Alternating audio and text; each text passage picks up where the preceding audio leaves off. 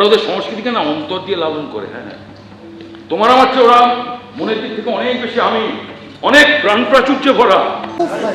খুব ফাইন, একটু ফাইন না। ওঠো মা ওঠো, মোছো তোমার অশ্রু জল। 7 কোটি সন্তান হিন্দু মুসলমান জীবন দিয়ে রোধ করবে মরণের এই অভিযান।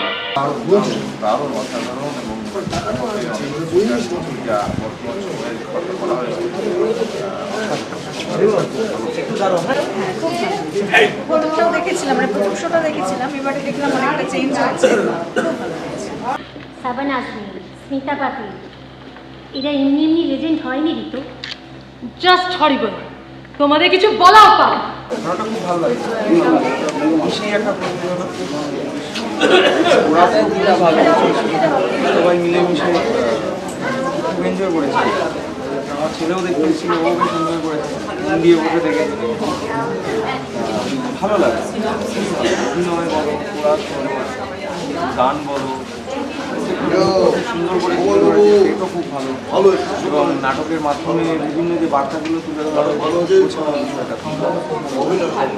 আর আমি তো সেই লক্ষণ রেখা পার করেছিলাম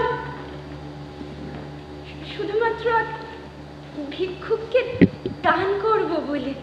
ভালো লেগেছে, খুবই ভালো লেগেছে।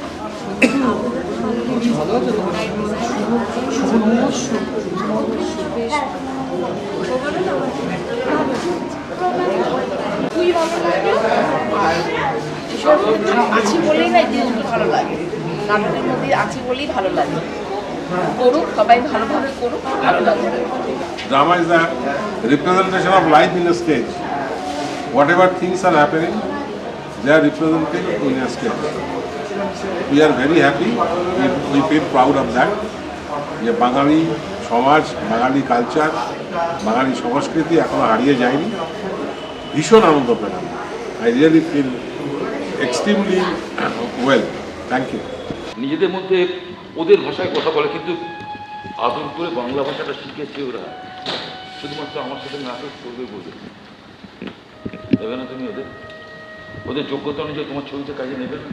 নাটকটা বেশ ভালো। আজকের দিনের বার্তা, এই নাটকটা যদিও আমি আগেই শুনেছিলাম, মানে দেবুদাই আমাকে শুনিয়েছিল। নাটকটা খুবই সুন্দর নাটক, খুব ভালো নাটক। একটা পারস্পরিক সম্পর্কের একটা দিয়ে, বিশেষ করে যারা থিয়েটার কর্মী আমরা, যে আমাদের থিয়েটার থেকে অভিনয়কে শিখে তবে গিয়ে আমরা ছবিতে বা সিরিয়ালে কাজ করি, এটা অনেকে বোঝে না। অনেকেই ভাবে যে বোধহয় 2-1 দিন অভিনয় করলেই বোধহয় অভিনয়টা শেখা হয়ে যায় এবং থিয়েটার বা সিনেমায় কাজ করতে যায়, যার জন্য অনেকেই পরের দিকে গিয়ে পিছিয়ে পড়ে, অনেকে পরের দিকে গিয়ে হতোদ্দাম হয়ে পড়ে।